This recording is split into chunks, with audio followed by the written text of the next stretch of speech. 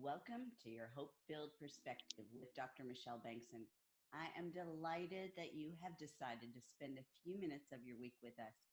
If you have ever felt hopeless, helpless, or worthless, or if you've ever felt like giving up the fight and ending it all, then today is the show that you're going to want to listen to. Scripture tells us in Psalm 27:13, I would be in despair if I did not believe I would see the goodness of the Lord in the land of the living. And today we're going to talk about how you maintain hope when your world is turned upside down and you feel like there's nothing to live for. On today's show, we're going to be talking to my friend, Rob Decker. Rob experienced a failed suicide attempt that led to a relationship with God. He suffered through many years of sadness, anger, and confusion, and fed that with drugs, alcohol, and bad relationships. But to God's glory, this eventually turned into a story of forgiveness, understanding, and love. And Rob desires to inspire, encourage, and give hope to those who are experiencing similar battles. Welcome to the program, Rob. I'm so glad you're here. Thanks, Michelle. I really appreciate you having me.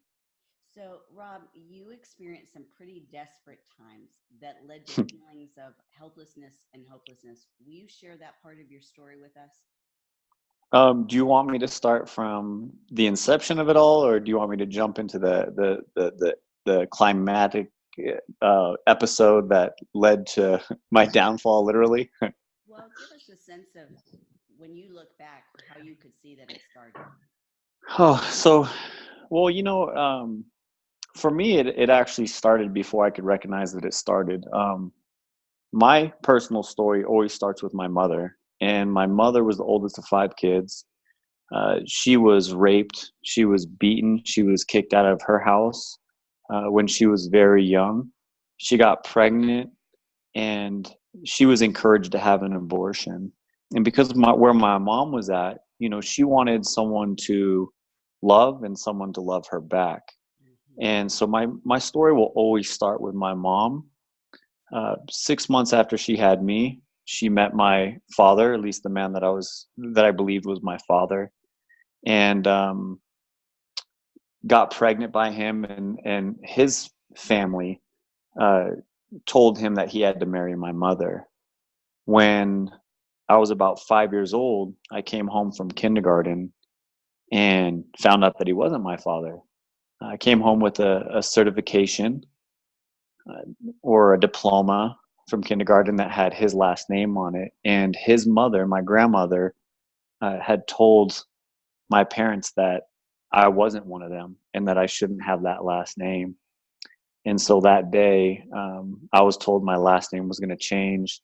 I found out my dad wasn't my biological father, and I found out that my sister was really only my half sister. It really took off from there. I do remember this, and I can't. Religion was not big in our home. I know that my mom was raised Catholic, but it was not something that we really talked about too much. But after leaving that situation, I remember walking down the street, and I remember it clearly that a voice told me, or I told myself, but something told me that God was my father and everything was going to be okay. Wow. As time went on, um, as I started getting older, there was a definite separation, a division between my sister and I, because that was his daughter and I wasn't his biological son. Mm. Um, and my mom did her best to protect me. I was her oldest, and my biological father wasn't around.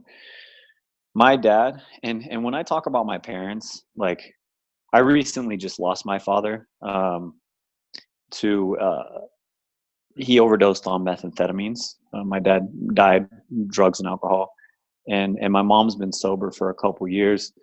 And the things that I share about my family, I love them with my whole heart, and so I don't mean to like tear them down or bash them. These are just what I witnessed. Sure. This is just what so I don't want anyone to think that I love my parents. I love them with my whole heart. But what I witnessed was, as time went on, that there was a lot of fighting, there was a lot of arguing, there was physical abuse, there was a lot of drugs and alcohol. I mean, I remember on occasions walking in on my parents chopping up a substance which at the time I was told was aspirin because they couldn't swallow it, right? So they had to cut it up and find another way to do it. And, being a kid, you believe that kind of stuff. You're innocent. As time went on, the rage and the different parenting styles just weren't collaborating between my parents. My mom, she wanted to be my friend. She knew what she knew, and she wanted to protect me. And my dad, he was a hardworking man. He was a military guy. He fought in the military, so he was like this really strong alpha male type, where my mom was extremely passive and easygoing, and it just wasn't a good mix, as far as parenting styles. And uh, those situations in our house got worse and worse. I mean, there were several occasions where the cops came over to my house, and I grew up, I'll be 41 this month. I grew up in a time where domestic violence wasn't as publicized as it is now. There wasn't as much repercussion for it as there is now.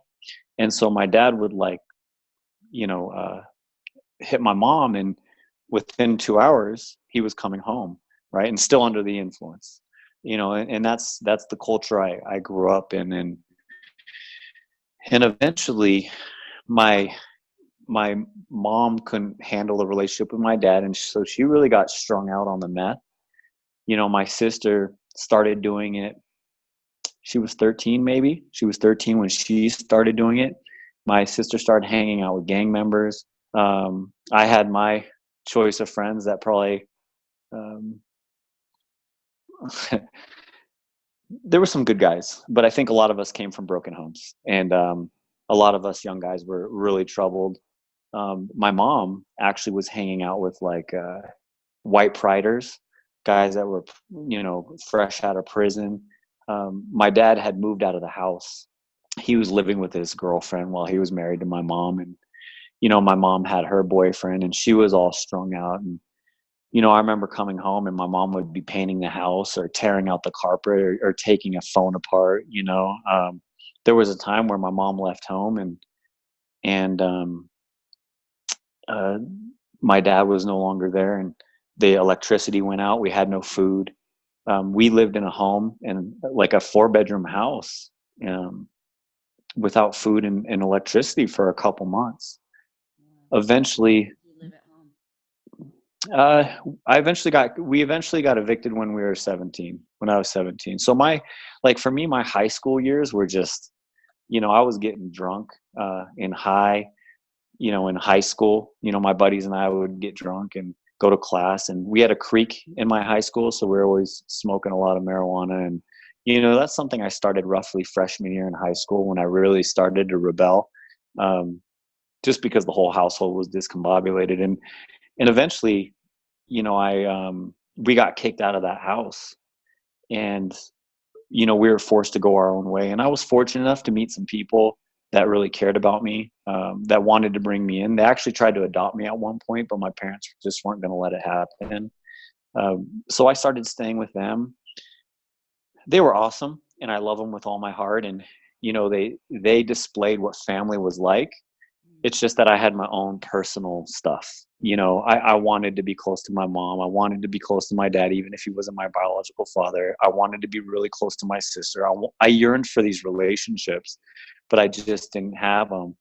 And based on what I saw growing up, my relationships reflected my childhood. So, if a woman was very passive toward me, like if I got involved with her, I would be overwhelming and aggressive and overbearing, and a lot of that just came from my insecurities and a lot of what I was taught.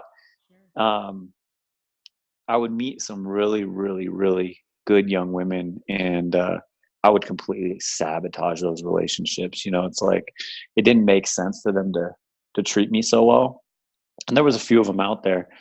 So as I got into my 20s, I probably went through about 5, 6 jobs maybe. Um, and at that point, like in my mid 20s, I was a full blown alcoholic. I was doing cocaine on the regular, smoking marijuana, dabbling in acid and shrooms. And a lot of what I did was just to numb everything. I just wanted to numb everything that was going on in my life. And I still struggled to have a good relationship with my mom, my dad, and my sister. And eventually I got a job working at a gym, and I met this young man there. And this young man was always, trying to preach Jesus to me. And in the world, in a sense, I was adored. Like in the worldly realm, like people just loved Rob. Like Rob was the fun guy to hang out with and party with and stuff like this. And this kid that I had met, he was kind of more of an outcast. He was the guy trying to fit in, but he would always try to preach Jesus to me. And I was like, you know what, man, if that works for you, cool. Not doesn't work for me, and I'm just going to do what I needed, but I'm just going to do me. Right. Uh, at that same job, I met a young woman.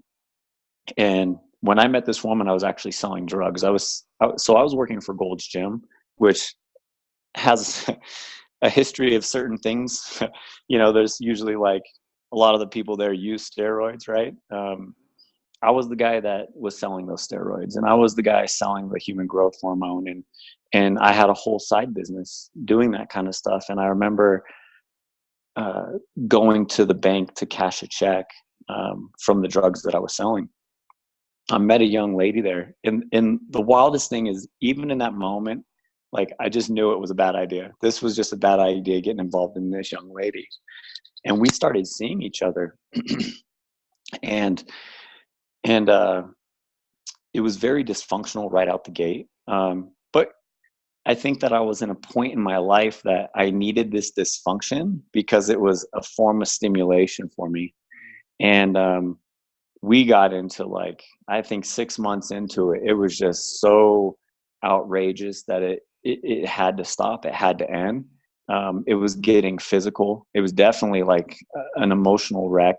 And we ended up breaking up. I went back to hang out with that young man that was always preaching the Lord to me. And I went to a Bible study, and these guys, amazing guys, they prayed over me. They asked me if I wanted salvation and to get to know Christ. And at this point, I was like, I was a drug addict, alcoholic.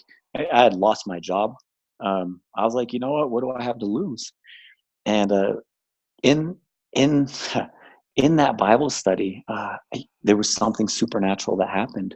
I was shaking and I was sweating, and this was an air conditioned room, and I was sweating, and I'm like, and this was actually really exhilarating for me because this was a different kind of high, right?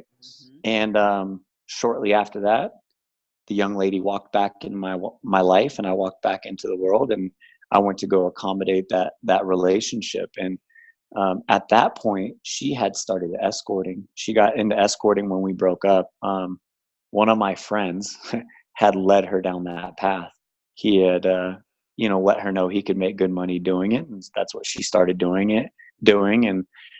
And another buddy had saw her on Craigslist and was like, Rob, guess what such and such is doing? And so I called her, and I cared about her, and I just received the Lord, and I didn't want to see this stuff for her life, so I got back involved with her.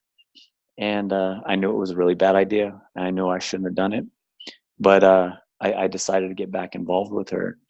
And the deal was between her and I is that she would give up her clients to resume a relationship with me. And I was understanding of that. I was like, I get it. You have to get rid of all your clients. So she had this one last client, and they were in Hawaii together. And while she was there, she was sending me pictures of black and blue eyes and telling me how he's disrespecting her and forcing himself on her. He was raping her. And she was really apologetic toward me for things that had previously happened in our relationship, and really wanted to work things out when she got back. And so when she got back, she picked me up, and we stopped off the liquor store and went over to her house, or her loft. And we got into a conversation, and I was pretty conflicted. I'd been drinking that day, and something just felt wrong and felt off about that situation. And we got into a conversation, and it was supposed to get intimate, and I couldn't do it. And we got into an argument about it. And I went downstairs to just shake it off and get some rest. And I woke up to a banging on the door, and I heard, open the door, Rob Decker, we know you're in there. It was the police department. And she came downstairs, and I looked at her and I asked her what was going on. And she looked at me and she said, I called the cops and told them that you raped me and that you tried to kill me. And in that moment, it was just like the perfect storm of events. Like, I wasn't working. I was a drug dealer. I was an alcoholic, drug addict. Like, yes, I had just received the Lord, but things just weren't looking good. I had a horrible history, a lot of anger related charges, a lot of violent charges. And I felt so hopeless and so betrayed and hurt in that moment. And I just looked at her and I can't do this anymore. And I turned around and ran headfirst through a window with all intentions of breaking my neck. And when I jumped through that window during the fall, my foot clipped an awning, changed my fall, and I ended up breaking my back, shattering my left arm, breaking my right wrist, and collapsing my left lung. And I just remember looking up at that window and asking God why he let me live. I remember the trip to the hospital. I remember being there for a couple hours before they were able to help me. And I went under the knife for about 10 hours, woke up with a back brace, external fixator, a cast, tubes coming out of my neck, heart rate monitor, oxygen, the chaos of the whole hospital. And shortly after I came to, the police department came in and slapped cuffs on me and said I was under arrest for rape and attempted murder, and threw $1 million bail on me. And so I had 24-hour surveillance in that hospital. So before you go on with your story, Rob, let's go to a real quick 1-minute commercial break. Okay. So we can just ingest all the pain that you've been through. Right. Listeners, we are talking about what it's like to truly be hopeless and helpless and feel worthless. Hang on for 1 minute while we go to a real quick commercial break, and then we're going to be back to hear Rob share more of what he learned after that failed suicide attempt. Welcome back to your Hope-Filled Perspective, where today we are talking with Rob Decker. Rob, you just shared some pretty horrific experiences all the way from early childhood up to young adulthood and culminating in false charges being made against you and a suicide attempt. Looking back on that desperate situation, can you see where God was in that picture? When we left off before the commercial, you were telling us how you just looked up and prayed to God, why am I still here? Oh, yeah. I think that having a sober mind and being healthy and, running full force with the Lord now, I see his grace even in those moments, and I see his purpose, and I see how he helped me through all that. I know that my process in healing physically, mentally, emotionally, spiritually, I knew that for me, it had to start with the broken back. It had to start with, I was a pretty stubborn guy. I'm pretty hard headed. So, he knew what it was going to take to really get me to believe in him and to make some significant changes in my heart and in my soul. And I know that, like, looking back, like, I know that because I also know this. I believe in the healing power of Christ. I believe that he could have simply put his hand down on my back at any moment and healed my back and my arms. But what's to be learned in that process? Like, I got away with a lot of stuff my whole life, and there's some stuff I didn't get away with, but it could have been fixed. But something had to be learned in that process, and I understand that, and I appreciate it. Yeah, I've said many times, though, that sometimes, we have to get flat on our back before to look up. And so in your situation, you literally were flat on your back with For sure. look but up. And so God does have a sense of humor, but I've said that many, many times. Like, sometimes we have to get to the bottom where there is no place else to look but up. And that happened to you. How Yeah. did you start moving and changing your life from that place? Well, so in the hospital, I had 24-hour surveillance. And I remember one day, it was shortly after I broke my back. One of the cops was grilling me pretty hard. He had the police report from him. He's grilling me and he's grilling. I mean, he just didn't want to be there. He was on his phone. He was probably like fighting with his significant other. He probably wanted to be doing some real crime on the streets, right? He wanted to help someone. He didn't want to, I'm being accused of some pretty like malicious stuff, right? And he just didn't want to be there. And, he was grilling me and giving me a hard time. And, I broke down crying and I let him know, I've done a lot of stupid things in my life, but if anything, I tried to do the right thing by her, and it didn't work out, and I just broke down. I broke down, and the nurse came in, and she was just like, Mr. Decker, you're gonna have to calm down. They didn't want my heart rate elevated for whatever reason, and as the nurse was leaving, the young lady walks in, and she walks in disguise. She just got her hair done. She had sunglasses on. She brought her sister with her. They had a folder, and the police officer looks. I mean, everything changed in his face, and he looks up at me, and he's just, "Is that who I think that is?" And I agreed. I'm like, "Yeah, that's her." And he goes, "This just makes no sense. After everything that she's been through, for her to show up, this makes no sense." And so he escorted her out, and that's the last time I ever saw that young lady.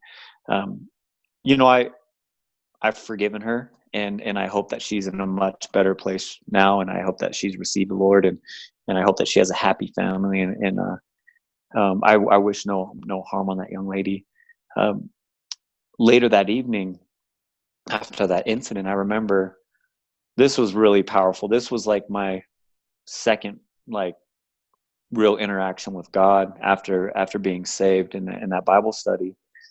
But I remember talking to him, and I was just like, "Lord, what are we going to do? What's going on?"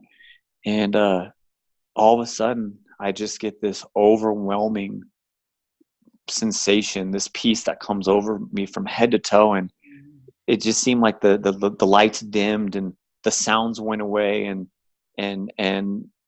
there was no pain for just a moment. Like everything, there was just this clarity. It was like almost an out of body experience without being out of your body.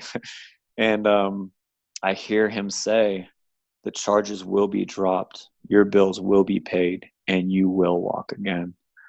And I just doze off into this vision of playing soccer. And hey, I don't even like soccer, never cared about soccer. Like, wasn't my thing. I'm like, you got jokes, but later on, I pieced together what that one meant. But after the cops came in and took the cuffs off me, I was able to have visitors. And this is when I got to see my mom. My mom and I had a really rough ride. My mom's my mom, and she's been through her things, and she's had her battles. And, I see her out talking to the neurosurgeon, and she's bawling her eyes out. Like, I know exactly what he just told her. And she walks in the room, and she's like, "Hi, honey." And, she's just bawling and in disbelief. And I said, "Did he just tell you that I would never walk again?" And she just kind of shook her head, just shook her head. And she's like, yes, he did.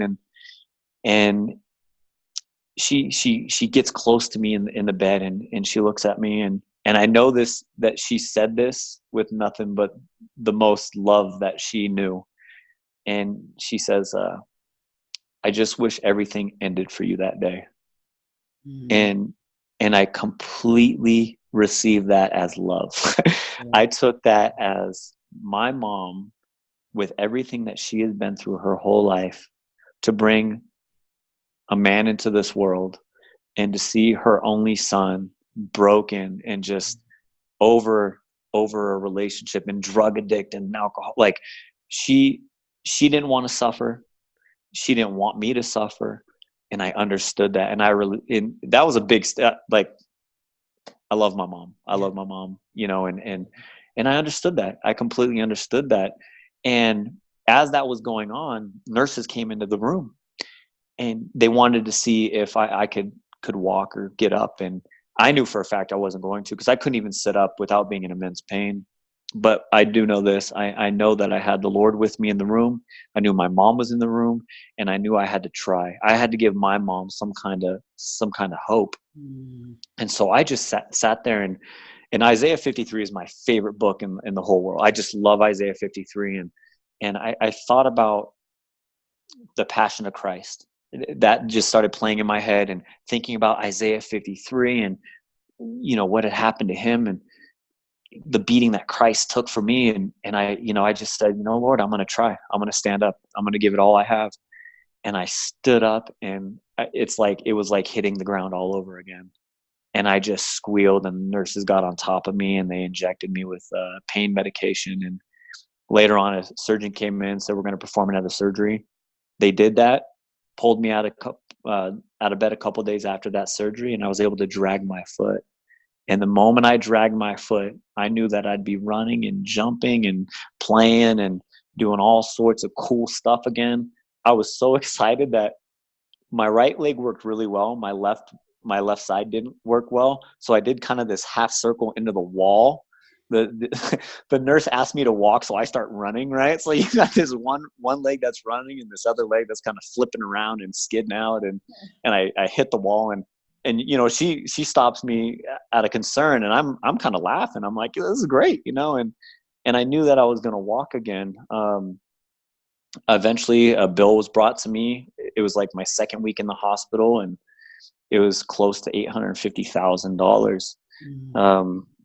I spent about 6 weeks in that hospital, and I ended up moving in with my mom. And I learned a lot about my mom, and I fell in love with my mom, living with her, and just understanding who she was. The Lord really pressed on my heart early on, in order for you to heal, you need to forgive. Mm. And that's why, like, the young lady, I was able to forgive her, Yeah. because I knew that was part of the healing process. Right. And then I looked at my mom, and I was like, starting, like, he was showing me, giving me an understanding of who she really was and the things that were really eating her up. And I just remember my mom walked home. She walked in the front door from work one day, and I just broke down crying, telling her how much I loved her, Mm. because God was just showing me, and I had to forgive my mom. And even in my process of forgiveness, like, she still had her junk, right? I had my junk. And um, you, she was, while I was there, she was getting into my pain medication stash, because that's how she dealt with her stuff, right? And in turn, she was giving me alcohol, and I was medicating myself. And I wasn't healing in that process, and I knew that I had to get out of there, not because I disliked my mom, but because it just wasn't Wasn't healthy healthy. for either of us to be Right. there. And so I was fortunate enough for friends to let me stay there. And unfortunately, I still wasn't healing, and I had another back surgery. After that back surgery, uh, my my buddy came to the hotel, so I had to go to a hotel after my last back surgery, and he came to see where my mind was at. He wanted to see where I was at, and he invited me in his home, and his family took care of me for a good, like, 3-4 years, something like that. It was a good time, and I was able to start getting back into the gym, start working out. I was going to church, I was praying, I was serving in the youth. I was still struggling with alcohol, and I was still on a lot of these pain medications, but I was getting better. Mm. I remember going to see my neurosurgeon, and when I jumped out of that window, I was 215 pounds. 3 weeks after that, I was 165. And so my body had atrophied and ate up. Wow. And my neurosurgeon sees me after, like, I'm on this new fitness kick, as messed up as I am. I'm lifting weights again. And he's just in shock. He's like, man, you're putting on muscle. And I was really I was really doing my best to serve the Lord, read my Bible, and put one foot in front of the other. That was still a hard process too, because there was many days where I'd go work out, and it would take me out for 3 or 4 days. Wow. And as soon as I started feeling better, I'd go back to the gym and do it all over again. Eventually, uh, the Lord told me, I don't want you living on disability. And so I was like, man, now I got to go back into the workforce. And he also pressed on my heart that you're going to use your trials, your tribulations, your childhood, your experiences, all this. you're going to use this to help other people. Mm. I'm like, all right, that's what we're going to do. Yeah. So I got back into personal training because I'd been previously a personal trainer, and I just figured, you know what? It's a great way to reach people is through personal training. Yeah. My first job back, I met this young lady. She was asked to train with me to kind of evaluate what kind of personal trainer I was. Shortly after that, she became my girlfriend. Oh, wow. So, Okay, so hold on right there. Let's yeah, do a real quick commercial break. yeah. Friends, we're going to take a 1-minute commercial break, but I want you to stick with us because as we close out this program, Rob's going to share how to maintain hope when it feels like everything is hopeless. Welcome back to your Hope-Filled Perspective. Rob, as we wrap up this program, you have shared with us some of your darkest days and how the Lord has really brought you through that. If the listener is feeling hopeless or helpless or worthless or believes that their life is no longer worth living, what hope-filled perspective would you want to offer them? Oh man, for me, just finding peace in God and knowing that He has a great purpose for my life, for your life. You know, I there were many dark days, many days I woke up crying and devastated and wondering if things were going to get better. And I just held on to that hope that He had great things planned for my life. Mm-hmm. Even though I was in physical pain and still some emotional pain, and but He was carrying me through it. And so I knew that He wasn't going to give up on me. He didn't give up on me the night that I jumped out of that window. He really spared me. And so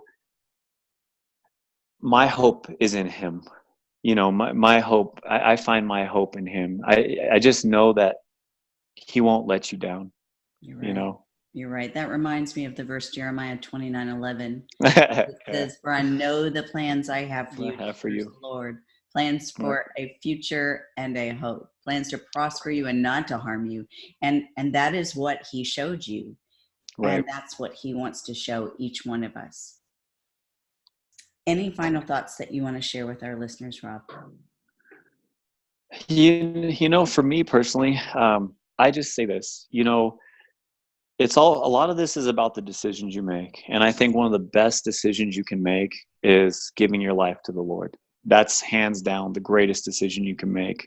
Also, the decisions to take better care of yourself, whether that's physically, mentally, emotionally, spiritually, you know, getting yourself in a place where you go work out to take care of your body, eating better, getting enough rest, surrounding yourself by like-minded individuals that really care about your well-being.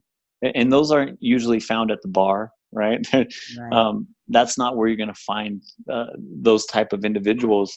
Just surrounding yourself with those kind of people, finding something that you enjoy doing. And I have a friend in sobriety who he was really into music and he uses that for his sobriety. I have another buddy who's into art. You know, I use fitness.